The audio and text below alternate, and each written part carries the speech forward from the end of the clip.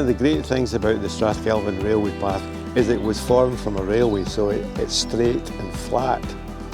You don't have any hills on it. So it's an ideal thing for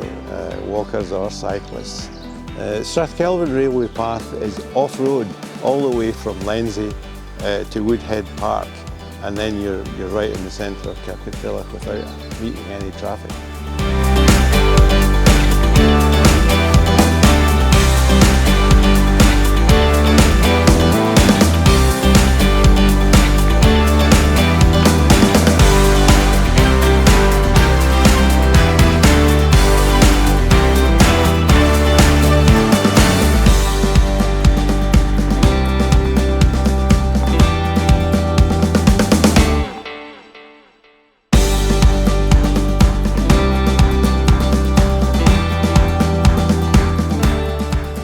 So the Strathkelvin Railway Path runs right throughout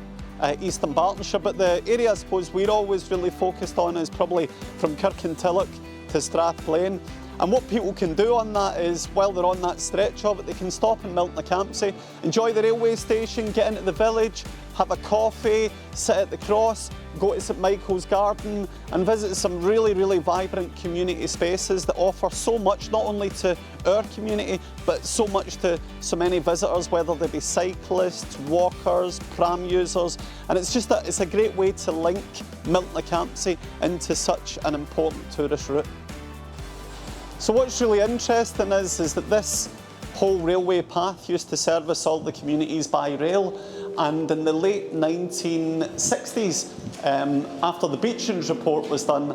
a lot of the railway stations, not only throughout Scotland but throughout Britain, were closed. So they had to adapt quite a number of the areas within the railway stations, and if you look behind me, you can see what is the old bridge that the train would have went under, and what they had to do to strengthen the road above it to accommodate all the cars that travelled over it was fill in the bridge. So you can see an area that the bridge has been filled in. What's really interesting about Milton-le-Campsie's railway station is on the whole Strathkelvin railway line, these are two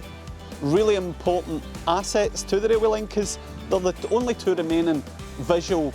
platforms that would have been used back in the day as the train was choo-chooing through the station. These platforms can evidently be seen, and I think that's a huge attraction for visitors to come and stand on the platforms of the old railway station, and it just gives that real feeling of what it must have been like when people were travelling to their work or going up to Strathblane, beyond to Aberfoyle on holiday, and it's a great sense of history and what it used to be like.